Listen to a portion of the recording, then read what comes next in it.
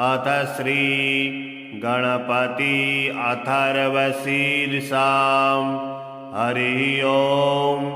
नमस्ते गणपतये त्वमेव प्रत्यक्षां तत्त्वमसि त्वमेव केवलं कर्तासि त्वमेव केवलं धर्तासि त्वमेव केवलं हर्तासि त्वमेव सर्वं खलविदं ब्रह्मासि त्वां साक्षादात्मासि नित्यं ऋतं वच्मि सत्यं वच्मि अवत्वं माम् अवक्तारम् अवश्रोतारम् अवदातारम् अवधातारम् अवानुजानमवशिष्याम् औपश्चात्तात् औपुरस्तात् अवोत्तरात्तात्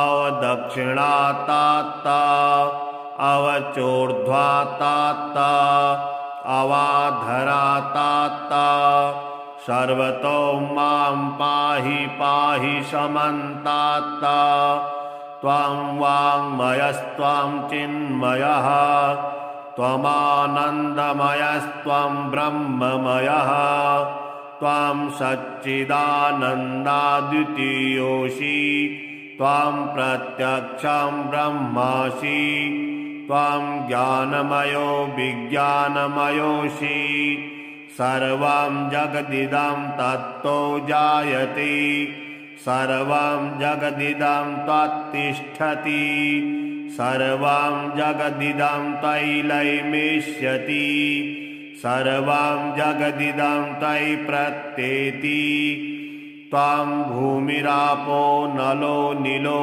नभः त्वं चत्वारि वाक्पदानि त्वं गुणत्रयातीतः त्वं वस्थात्रयातीतः त्वं देहत्रयातीतः त्वं कालत्रयातीतः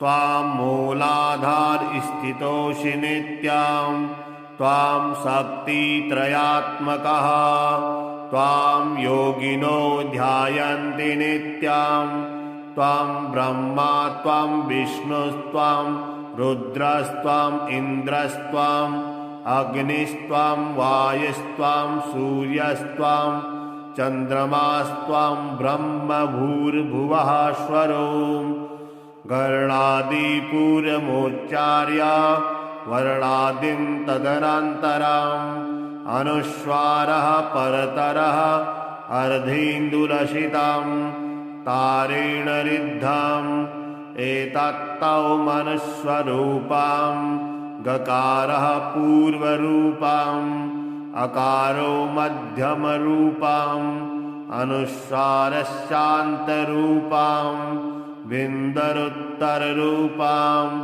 नादः सन्धानम् संहिता सन्धिः सहसा गणेशविद्या गणकऋषिः निश्चित गायत्री छन्दः गणपतिर्देवता ॐ गङ्गणपतये नमः। एकदन्ताय विद्महे वक्रतुण्डाय धीमहि तन्नो दन्तिः प्रचोदयात्। एकदन्तं चतुर्हस्तं पाशमङ्कुशधारिणम् अभयं च वरदं हस्ते बिभ्राणामूषकध्वजं रक्तं लम्बोदरं शूर्पा कर्णकं रक्तवाससं रक्तगन्धानुलिप्ताङ्गं रक्तपुष्पैः सुपूजितं भक्तानुकम्पिनं देवं जगत्कारणमच्युतम्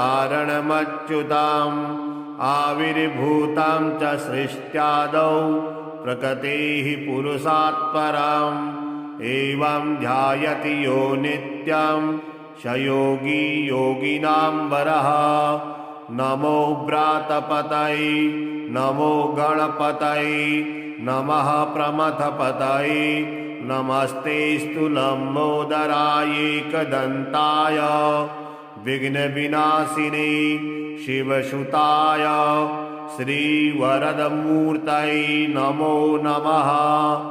एतत् अथर्वशीर्षं योधीति स ब्रह्म भूयाय कल्पते स सर्वतः सुखमेधते स सर्वविघ्नैर्न बाध्यते स पञ्चमहापापात् प्रमुच्यते। सायमधियानो दिवसकृतं पापं नास्यति प्रातर्धियानो रात्रिकृतं पापं नास्यति। सायं प्रातः प्रयुञ्जानो अपापो भवति सर्वत्राधियानो अपिघ्नो भवति धर्मार्थकाममोक्षं च विन्दति। इदम् अथर्वशीर्षमशिष्याय न देयम् यो यदि मोहाद्दास्यति स पापीयान् भवति सहस्रावर्तनात् यं यं कामधीते तं तमनेन साधयेत् अनेन गणपतिं विषिञ्चति शवाग्नि भवति।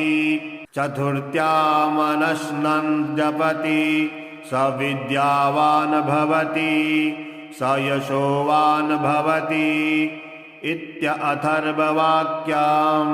ब्रह्माद्यावरणं विद्याता न विभेति कदाचनेति यो दूर्वान् कुरेर्यजति स वैश्रवणोपमो भवति यो लाजिर्यजति स यशोवान् भवति स मेधावान् भवति यो मोदकसहस्रेण यजति स वाञ्छितफलमवाप्नोति यः साजसमिद्भिर्यजति स सर्वं लभते स सर्वं लभते। अष्टो ब्राह्मणान् सम्यक् गृहीत्वा सूर्यवर्चस्वी भवति सूर्यग्रही महानद्यां प्रतिमा सन्निधौ वा जपत्वा सिद्धिमन्त्रो भवति महाविघ्नात् प्रमुच्यते महादोषात् प्रमुच्यते महापापात् प्रमुच्यते। सा सर्वविद भवति सा सर्वविद भवति यैवं वेद इत्युपनिषद। ॐ शान्तिः शान्तिः शान्तिः।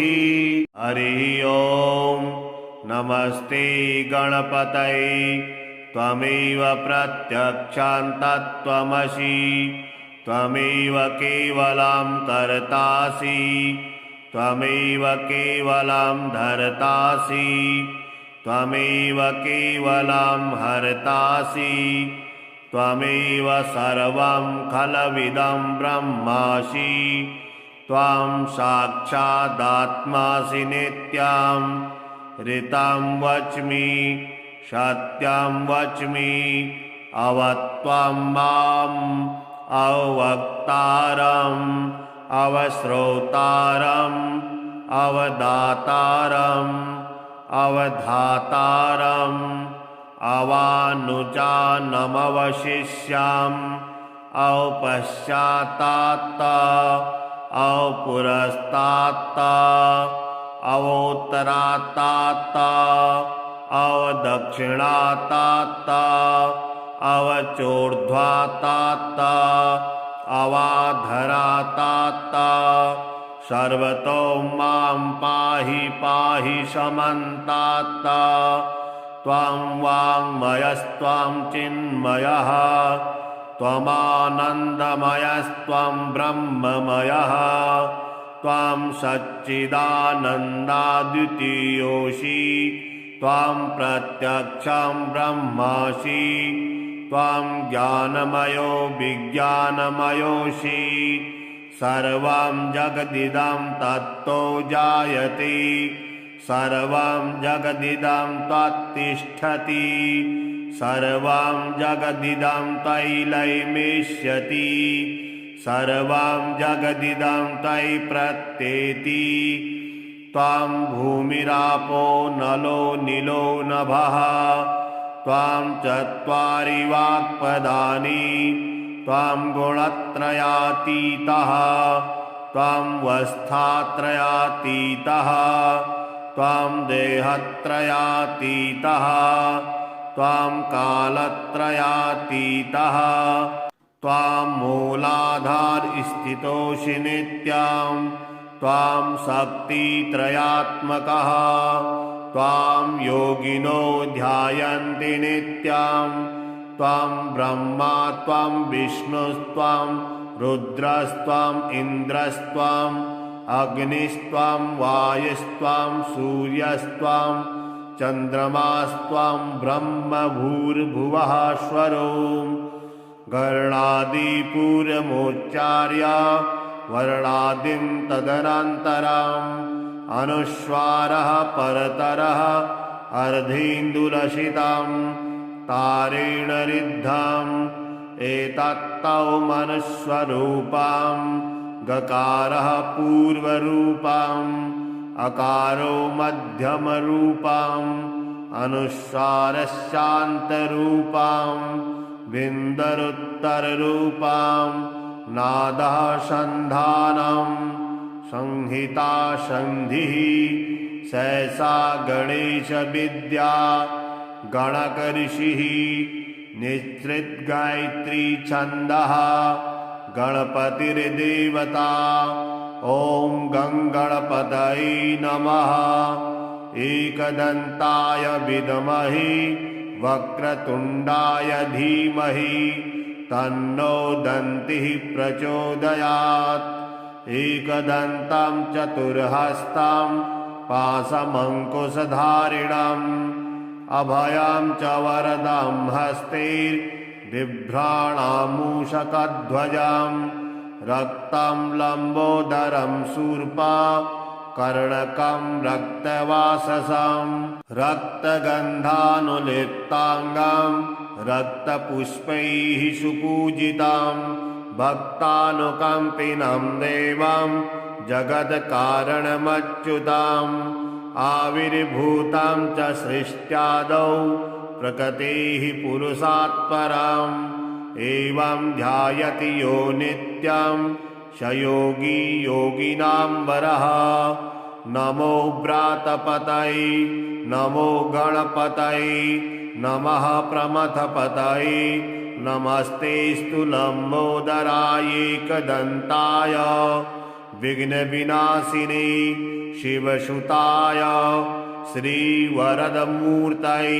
नमो नमः एतत् अथर्वशीर्षं योधीते स ब्रह्म भूयाय कल्पते स सर्वतः सुखमेधते स सर्वविघ्नैर्न बाध्यते स पञ्चमहापापात् प्रमुच्यते सायमधियानो दिवसकृतं पापं नाश्यति प्रातर्धियानो रात्रिकृतं पापं नाशयति सायं प्रातः प्रयुञ्जानो अपापो भवति सर्वत्राधियानो अपिघ्नो भवति धर्मार्थकाममोक्षं च विन्दति इदम् अथर्वशीर्षमशिष्याय न देयम् यो यदि मोहाद्दास्यति स पापीयान् भवति सहस्रावर्तनात् यं यं कामधीते तं तमनेन साधयेत् अनेन गणपतिं विषिञ्चति स वाग्मी भवति चतुर्थ्यामनश्नन् जपति स विद्यावान् भवति स यशोवान् भवति इत्यथर्ववाक्यम् ब्रह्माद्यावरणं विद्याता न विभेति कदाचनेति यो दूर्वान् कुरेर्यजति स वै श्रवणोपमो भवति यो लाजिर्यजति स यशोवान् भवति स मेधावान् भवति यो मोदकसहस्रेण यजति स वाञ्छितफलमवाप्नोति यः साजसमिद्भिर्यजति स सर्वं लभते स सर्वं लभते अष्टो ब्राह्मणान् सम्यक् गृहीत्वा सूर्यवर्चस्वी भवति सूर्यग्रही महानद्यां प्रतिमा सन्निधौ वाचपत्वा सिद्धिमन्त्रो भवति महाविघ्नात् प्रमुच्यते महादोषात् प्रमुच्यते महापापात् प्रमुच्यते सा सर्वविद भवति सा सर्वविद भवति यैवं वेद इत्युपनिषद ॐ शान्तिः शान्तिः शान्तिः हरि ओम नमस्ते गणपतये त्वमेव प्रत्यक्षां तत्त्वमसि त्वमेव केवलं कर्तासि त्वमेव केवलं धर्तासि त्वमेव केवलं हर्तासि त्वमेव सर्वं खलविदं ब्रह्मासि त्वां साक्षादात्मासि नित्यं ऋतं वच्मि सत्यं वच्मि अवत्वं माम् अवक्तारम् अवश्रोतारम् अवदातारम् अवधातारम् अवानुजानमवशिष्याम् औपश्चात्तात् औपुरस्तात् अवोत्तरात्तात् अवदक्षिणात्तात् अवचोर्ध्वात्तात् अवाधरात्तात् सर्वतो मां पाहि पाहि समन्तात् त्वं वाङ्मयस्त्वं चिन्मयः त्वमानन्दमयस्त्वं ब्रह्ममयः त्वं सच्चिदानन्दाद्वितीयोऽसि त्वं प्रत्यक्षं ब्रह्मासि त्वं ज्ञानमयो विज्ञानमयोऽसि सर्वं जगदिदं तत्तो जायते सर्वं जगदिदं त्वत्तिष्ठति सर्वं जगदिदं तैलैमेष्यति सर्वं जगदिदं तै प्रत्येति त्वं भूमिरापो नलो नीलो नभः त्वं चत्वारि वाक्पदानि त्वं गुणत्रयातीतः त्वं वस्थात्रयातीतः त्वं देहत्रयातीतः त्वं कालत्रयातीतः त्वं मूलाधारस्थितोऽसि नित्यं त्वं शक्तित्रयात्मकः त्वं योगिनो ध्यायन्ति नित्यं त्वं ब्रह्मा त्वं विष्णुस्त्वं रुद्रस्त्वं इन्द्रस्त्वं अग्निस्त्वं वायुस्त्वं सूर्यस्त्वं चन्द्रमास्त्वं ब्रह्म भूर्भुवः स्वरोम् गणादिपूर्वमुच्चार्य वर्णादिं तदनन्तरम् अनुस्वारः परतरः अर्धेन्दुलसितं तारेण ऋद्धम् एतत्तौ मनुस्वरूपं गकारः पूर्वरूपम् अकारो मध्यमरूपम् अनुस्वारस्यान्तरूपम् विन्दरुत्तररूपम् नादः सन्धानम् संहिता सन्धिः सहसा गणेशविद्या गणकऋषिः निःसृतगायत्री छन्दः गणपतिर्देवता ॐ गङ्गणपतये नमः एकदन्ताय विद्महे वक्रतुण्डाय धीमहि तन्नो दन्तिः प्रचोदयात्। एकदन्तं चतुर्हस्तं पाशमङ्कुशधारिणम् अभयं च वरदं हस्तैर्बिभ्राणामूषकध्वजं रक्तं लम्बोदरं शूर्पा कर्णकं रक्तवाससं रक्तगन्धानुलिप्ताङ्गं रक्तपुष्पैः सुपूजितं भक्तानुकम्पिनं देवं जगत्कारणमच्युतम् आविर्भूतं च सृष्ट्यादौ प्रकृतेः पुरुषात् परम् एवं ध्यायति यो नित्यं स योगी योगिनां वरः। नमो व्रातपतये नमो गणपतये नमः प्रमथपतये नमस्तेऽस्तु लम्बोदराय एकदन्ताय विघ्नविनाशिने शिवसुताय श्रीवरदमूर्तये नमो नमः। एतत् अथर्वशीर्षं योधीते स ब्रह्मभूयाय कल्पते स सर्वतः सुखमेधते स सर्वविघ्नैर्न बाध्यते स पञ्चमहापापात् प्रमुच्यते। सायमधियानो दिवसकृतं पापं नाश्यति प्रातर्धियानो रात्रिकृतं पापं नाशयति सायं प्रातः प्रयुञ्जानो अपापो भवति सर्वत्राधियानो अपिघ्नो भवति धर्मार्थकाममोक्षं च विन्दति। इदम् अथर्वशीर्षमशिष्याय न देयम् यो यदि मोहाद्दास्यति स पापीयान् भवति सहस्रावर्तनात् यं यं कामधीते तं तमनेन साधयेत् अनेन गणपतिं विषिञ्चति स वाग्मी भवति।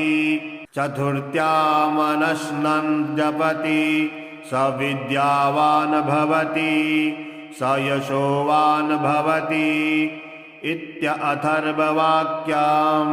ब्रह्माद्यावरणं विद्याता न बिभेति कदाचनेति यो दूर्वान् कुरेर्यजति स वैश्रवणोपमो भवति यो लाजिर्यजति स यशोवान् भवति स मेधावान् भवति यो मोदकसहस्रेण यजति स वाञ्छितफलमवाप्नोति यः साजसमिद्भिर्यजति स सर्वं लभते स सर्वं लभते।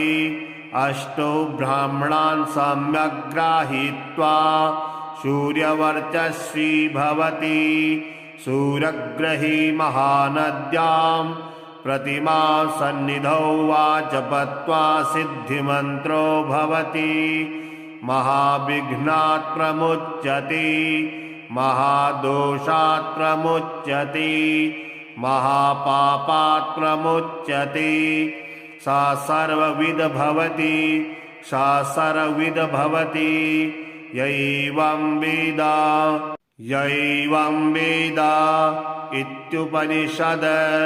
ॐ शान्तिः शान्तिः शान्तिः।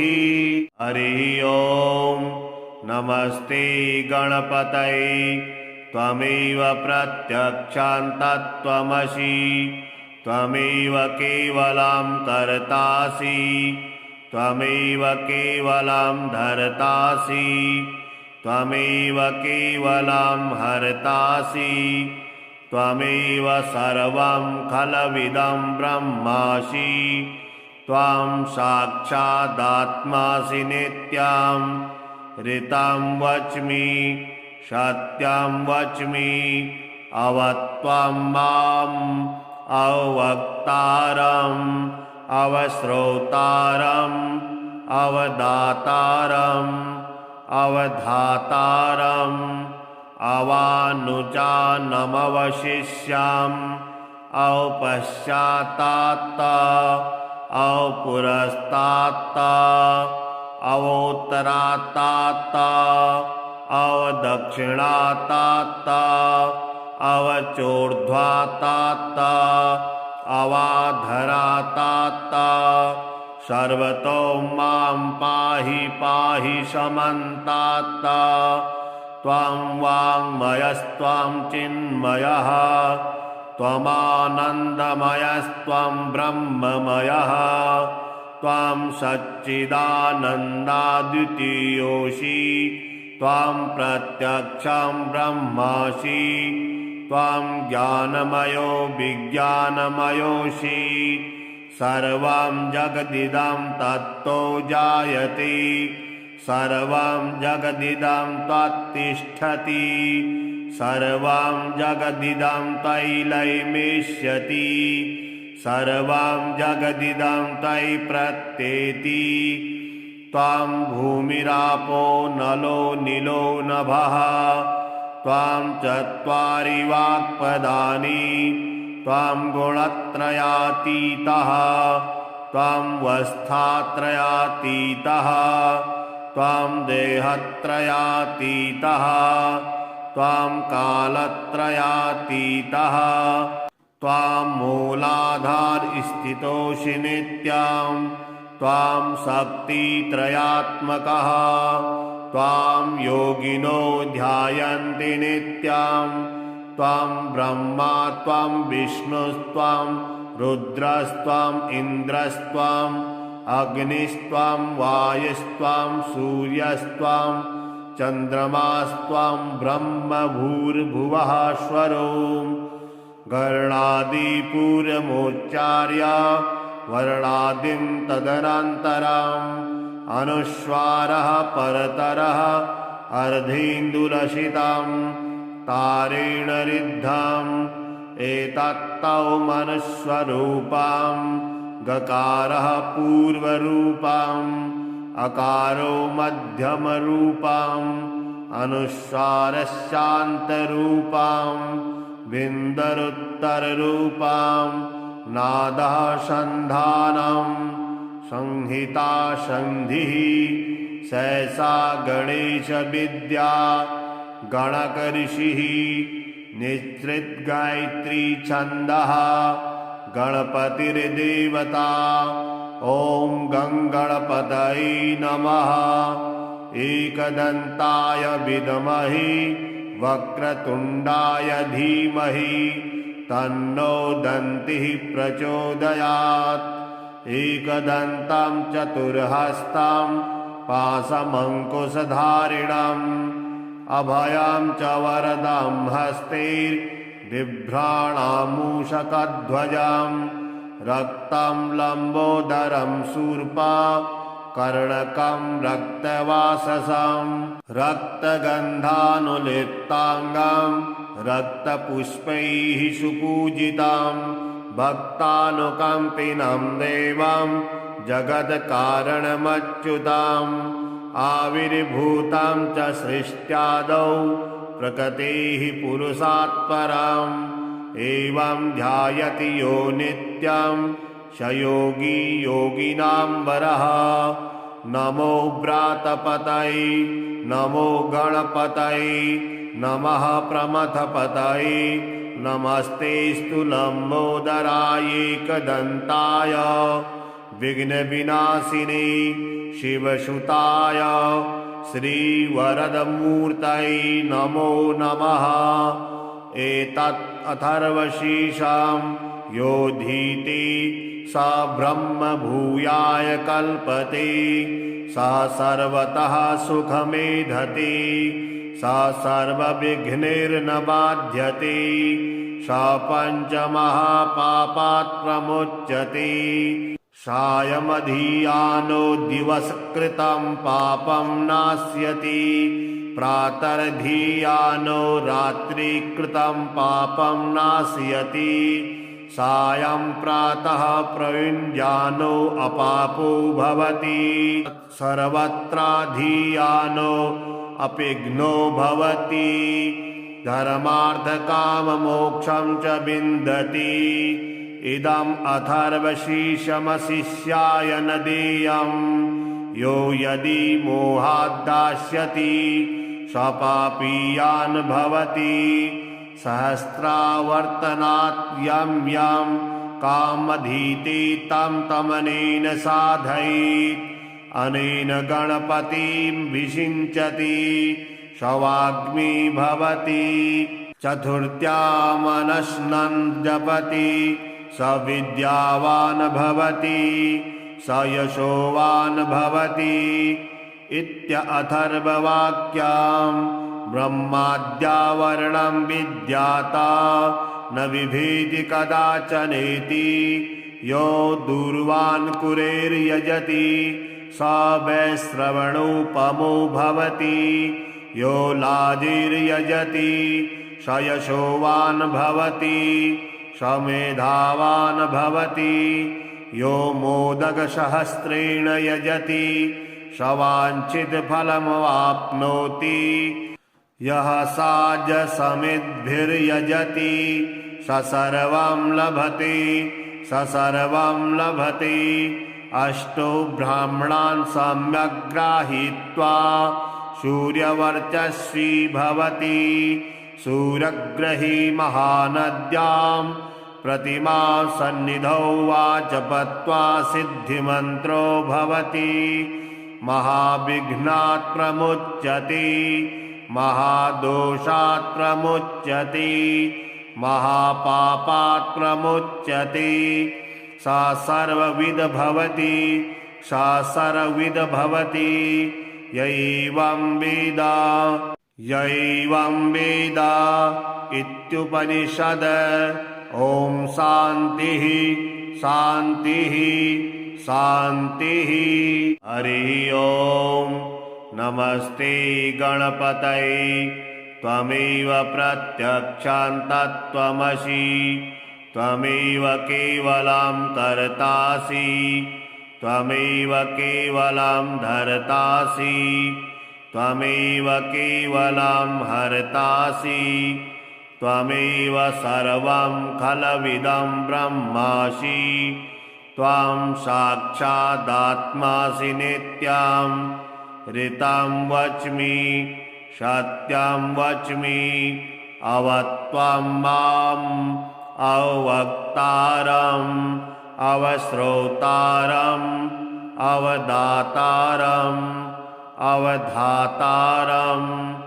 अवानुजानमवशिष्याम् औपश्चात्तात् औपुरस्तात् अवोत्तरात्तात् अवदक्षिणात्तात् अवचोर्ध्वात्तात् अवाधरात्तात् सर्वतो मां पाहि पाहि समन्तात् त्वं वाङ्मयस्त्वं चिन्मयः त्वमानन्दमयस्त्वं ब्रह्ममयः त्वं सच्चिदानन्दाद्वितीयोऽसि त्वं प्रत्यक्षं ब्रह्मासि त्वं ज्ञानमयो विज्ञानमयोऽसि सर्वं जगदिदं तत्तो जायते सर्वं जगदिदं त्वत्तिष्ठति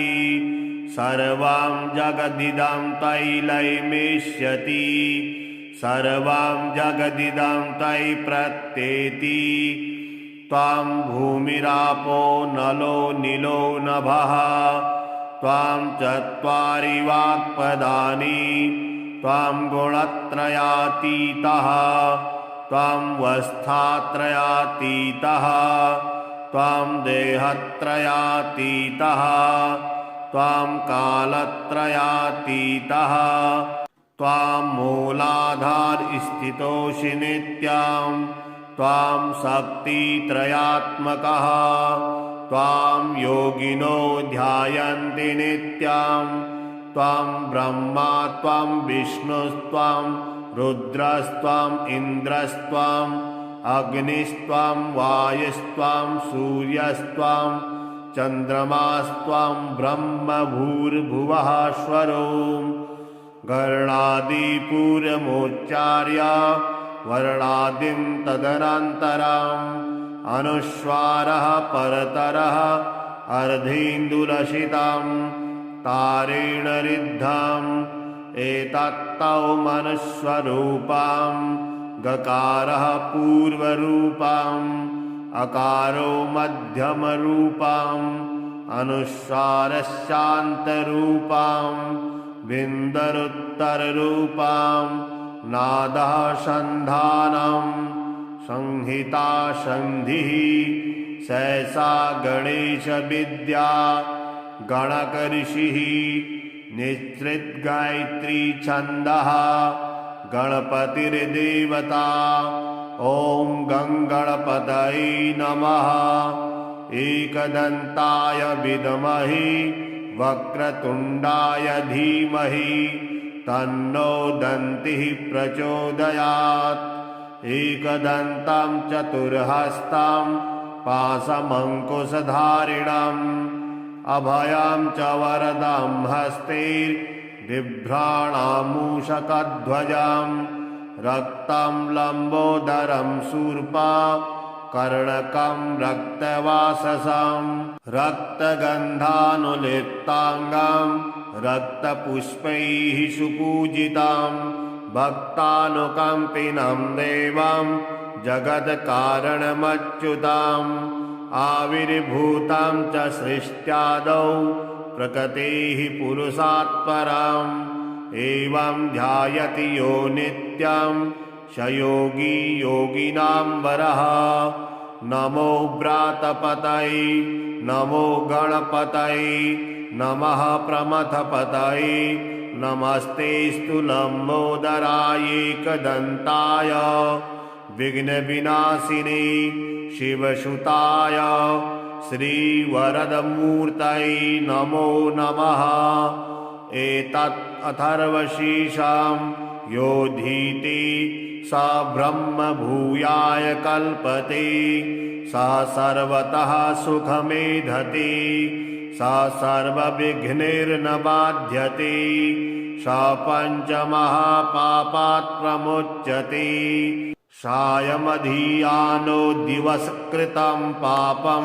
नाश्यति प्रातर्धियानो रात्रिकृतं पापं नाशयति सायं प्रातः प्रयुञ्जानो अपापो भवति सर्वत्राधियानो अपिघ्नो भवति धर्मार्थकाममोक्षं च विन्दति इदम् अथर्वशीर्षमशिष्याय न देयम् यो यदि मोहाद्दास्यति स पापीयान् भवति सहस्रावर्तनात् यं यं कामधीते तं तमनेन साधयेत् अनेन गणपतिं विषिञ्चति स वाग्मी भवति चतुर्थ्यामनश्नन् जपति स विद्यावान् भवति स यशोवान् भवति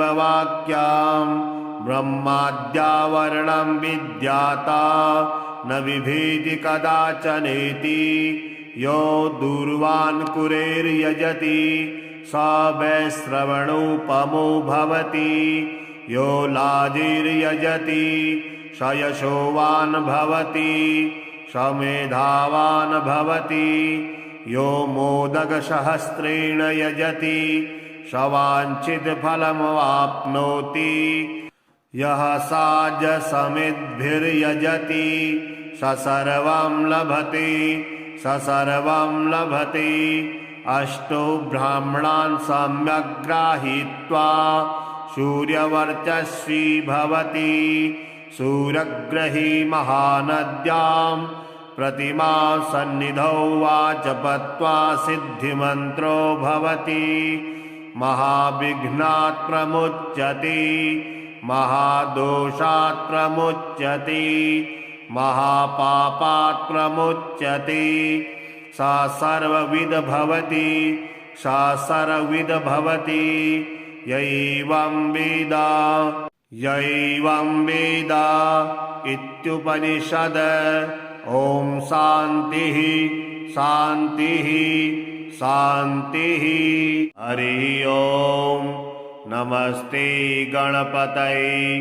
त्वमेव प्रत्यक्षं तत्त्वमसि। त्वमेव केवलं कर्तासि। त्वमेव केवलं धर्तासि। त्वमेव केवलं हर्तासि। त्वमेव सर्वं खलविदं ब्रह्मासि। त्वं साक्षादात्मासि नित्यं।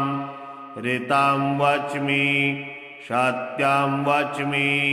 अवत्वं माम् अवक्तारम् अवश्रोतारम् अवदातारम् अवधातारम् अवानुजानमवशिष्याम् औपश्चात्तात् औपुरस्तात् अवोत्तरात्तात् अवदक्षिणात्तात् अवचोर्ध्वात्तात् अवाधरात्तात्।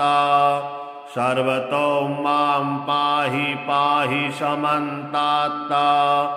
त्वं वाङ्मयस्त्वं चिन्मयः। त्वमानन्दमयस्त्वं ब्रह्ममयः। त्वं सच्चिदानन्दाद्वितीयोऽसि। त्वं प्रत्यक्षं ब्रह्मासि। त्वं ज्ञानमयो विज्ञानमयोऽसि। सर्वं जगदिदं तत्तो जायते। सर्वं जगदिदं त्वत्तिष्ठति। सर्वं जगदिदं त्वयि लयमेष्यति। सर्वं जगदिदं त्वयि प्रत्येति। त्वं भूमिरापो नलो नीलो नभः। त्वं चत्वारि वाक्पदानि। त्वं गुणत्रयातीतः। त्वं वस्थात्रयातीतः। त्वं देहत्रयातीतः। त्वं कालत्रयातीतः। त्वं मूलाधारस्थितोऽसि नित्यं। त्वं शक्तित्रयात्मकः। त्वां योगिनो ध्यायन्ति नित्यं। त्वं ब्रह्मा त्वं विष्णुस्त्वं रुद्रस्त्वं इन्द्रस्त्वं अग्निस्त्वं वायुस्त्वं सूर्यस्त्वं चन्द्रमास्त्वं ब्रह्म भूर्भुवः स्वरों। गर्णादिपूर्वमुच्चार्य वर्णादिं तदनन्तरम् अनुस्वारः परतरः अर्धेन्दुलसितं तारेण ऋद्धम्। एतत्तौ मनुष्यरूपं गकारः पूर्वरूपम् अकारो मध्यमरूपम् अनुस्वारस्यान्तरूपम् बिन्दरुत्तररूपम् नादः सन्धानम् संहिता संधिः। सहसा गणेश विद्या गणक ऋषिः निश्चित गायत्री छन्दः गणपतिर्देवता। ॐ गणपतये नमः। एकदन्ताय विद्महे वक्रतुण्डाय धीमहि तन्नो दन्तिः प्रचोदयात्।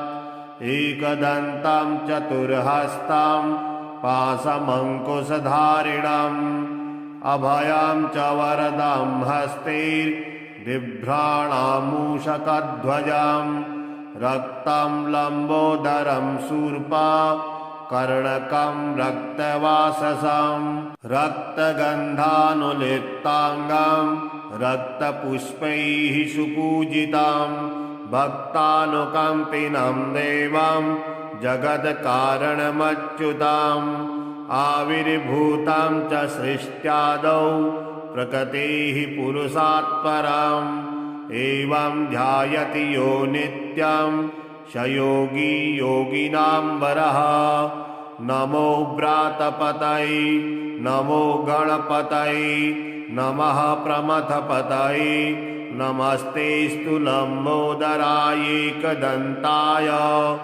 विघ्नविनाशिने शिवसुताय श्रीवरदमूर्तये नमो नमः।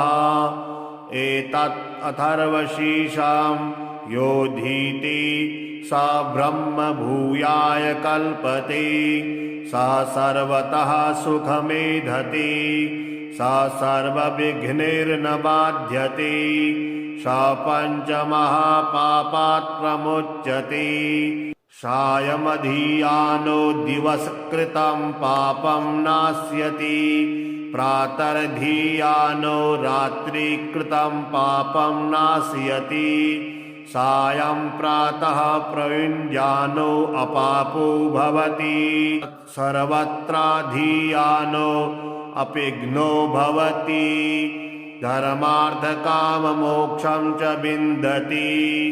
इदम् अथर्वशीर्षमशिष्याय न देयं यो यदि मोहाद्दास्यति स पापीयान् भवति सहस्रावर्तनात् यं यं कामधीते तं तमनेन साधयेत् अनेन गणपतिं विषिञ्चति शवाग्नि भवति चतुर्थ्यामनश्नन् जपति स विद्यावान् भवति स यशोवान् भवति इत्यथर्ववाक्यं ब्रह्माद्यावरणं विद्याता न विभेति कदाचनेति यो दूर्वान् कुरेर्यजति स वैश्रवणोपमो भवति यो लाजिर्यजति स यशोवान् भवति स